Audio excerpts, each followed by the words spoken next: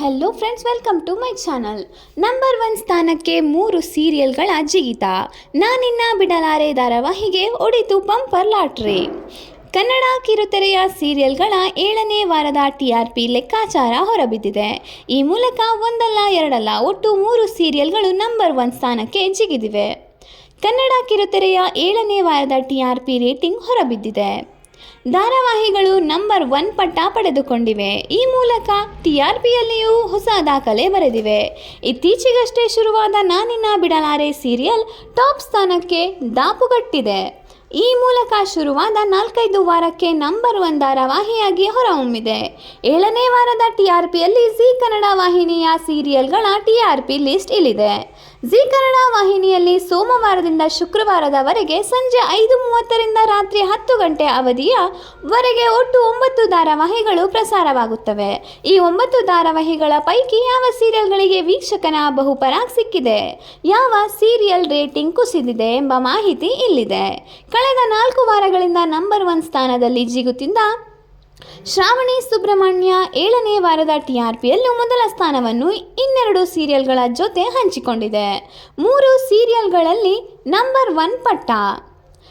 ಯುವ ಜೋಡಿಯ ಪ್ರೇಮ ಕಥೆ ಶ್ರಾವಣಿ ಸುಬ್ರಹ್ಮಣ್ಯ ಕಳೆದ 4 ವಾರಗಳಿಂದ ಈ ಸೀರಿಯಲ್ ಟಾಪ್ನಲ್ಲಿಯೇ ಮುಂದುವರೆದಿದೆ. ಇದೀಗ 7ನೇ ವಾರದ TRP ರೇಟಿಂಗ್ನಲ್ಲಿ 8.3 TVR ಪಡೆದು ಮೊದಲ ಸ್ಥಾನದಲ್ಲಿದೆ. ಇದೇ ರೀತಿ ಜನವರಿ 27ರಿಂದ ಜಿ ಕನ್ನಡದಲ್ಲಿ ಪ್ರಸಾರ ಆರಂಭಿಸಿದ ಹಾರರ್ ಥ್ರಿಲ್ಲರ್ ನಾನಿನ್ನ ಬಿಡಲಾರೆ ಧಾರಾವಾಹಿಯನ್ನು ವೀಕ್ಷಕರು ಮೆಚ್ಚಿದ್ದಾರೆ. ಈ ಧಾರಾವಾಹಿಗೂ 8.3 ರೇಟಿಂಗ್ ಸಿಕ್ಕಿದೆ.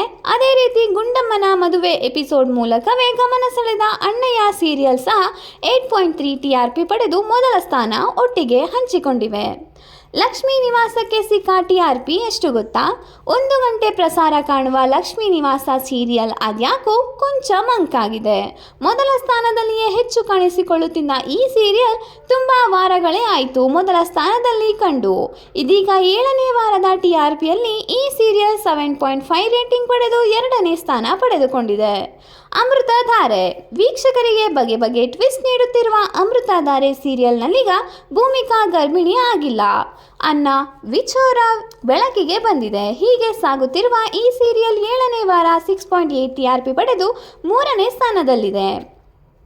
ಪುಟಿದೇಳುತ್ತಿದೆ ಬ್ರಹ್ಮಗಂಟು. ರಾತ್ರಿ 10 ಗಂಟೆಗೆ ಪ್ರಸಾರವಾಗುವ ಬ್ರಹ್ಮಗಂಟು ಸೀರಿಯಲ್ 7ನೇ ವಾರದ TRPಯಲ್ಲಿ 6ನೇ ವಾರಕ್ಕೆ ಹೋಲಿಸಿದರೆ ಕೊಂಚ ಚೇತರಿಕೆ ಕಂಡು ಬಂದಿದೆ.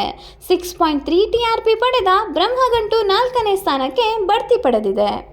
ಪುಟ್ಟಕ್ಕನ ಮಕ್ಕಳು ಒಂದು ಕಾಲದಲ್ಲಿ ನಂಬರ್ 1 ಸ್ಥಾನದಲ್ಲಿದ್ದ ಪುಟ್ಟಕ್ಕನ ಮಕ್ಕಳು ಸೀರಿಯಲ್ ಇತ್ತೀಚಿನ ದಿನಗಳಲ್ಲಿ ಸಮಯ ಬದಲಾದ ಹಿನ್ನೆಲೆಯಲ್ಲಿ TRPಯಲ್ಲಿ ಕುಸಿತ ಕಂಡಿದೆ. ಸದ್ಯ 7ನೇ ವಾರಕ್ಕೆ 4.8 TRP ಪಡೆದು 5ನೇ ಸ್ಥಾನದಲ್ಲಿದೆ.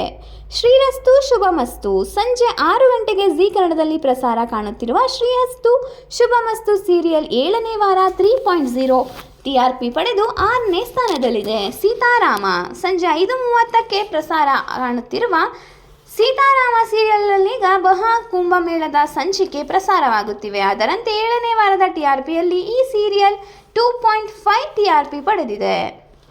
ಈ ವಿಡಿಯೋ ನಿಮಗೆ ಇಷ್ಟವಾಗಿದ್ದರೆ please like, share and subscribe ಮಾಡಿ.